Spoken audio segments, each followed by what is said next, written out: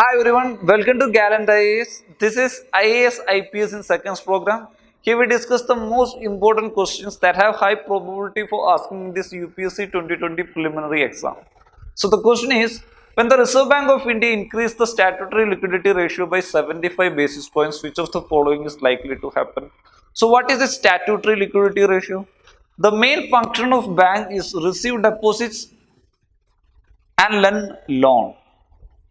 Receiving deposits and lending loan is the main function of banks. If bank receive 100 rupees as deposits, they are very much like to lend this 100 rupees as loan. But that may create some kind of liquidity crisis in the economy and it and in the collapse of banking system. That's why reserve banks are mandated the bank to keep certain percentage of their deposits as reserves. There are two kinds of reserves that banks have to keep. Cash reserve ratio, that is CRR, and statutory liquidity ratio, that is SLR. The CRR banks have to keep in cash only. Current CRR rate is around 4%, which means if banks get 100 rupees as deposits, they have to keep 4 rupees as cash reserve ratio with RBI. The point is they have to keep CRR with RBI's purse, not with their own vault. SLR, statutory liquidity ratio. Current SLR rate is 18%.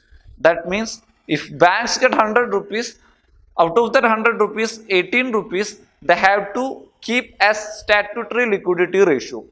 This SLR, banks can keep either in gold form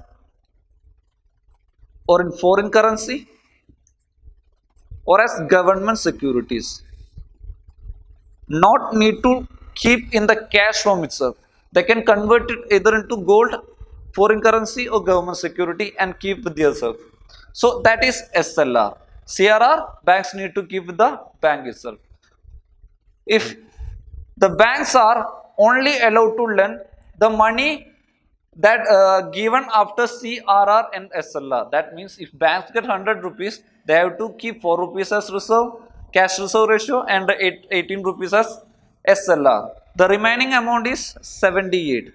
22 rupees they have to keep as statutory reserve requirement. So out of 100, 78 rupees only banks are allowed to lend. If this SLR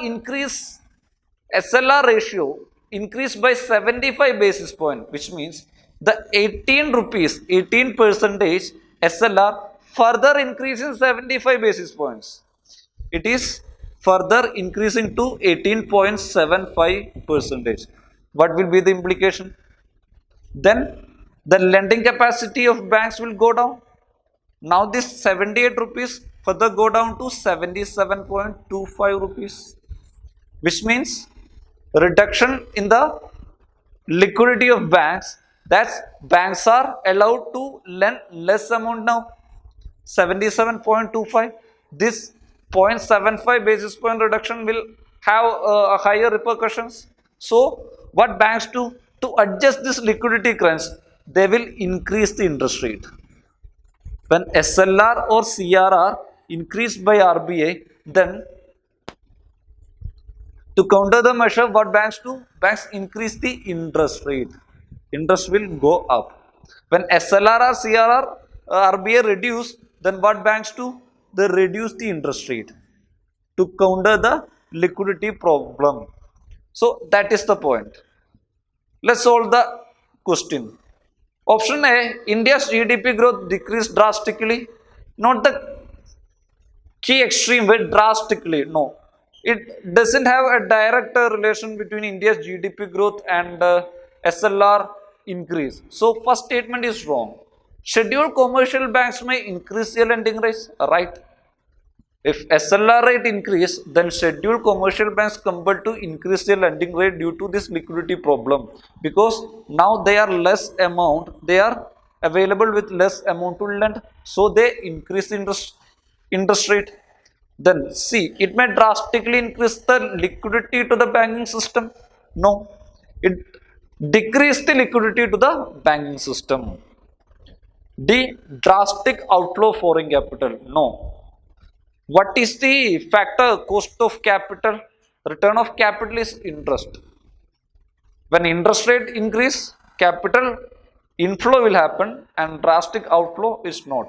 So here the answer is option B. Scheduled commercial bank may increase their lending rates. That is the correct answer. Thank you.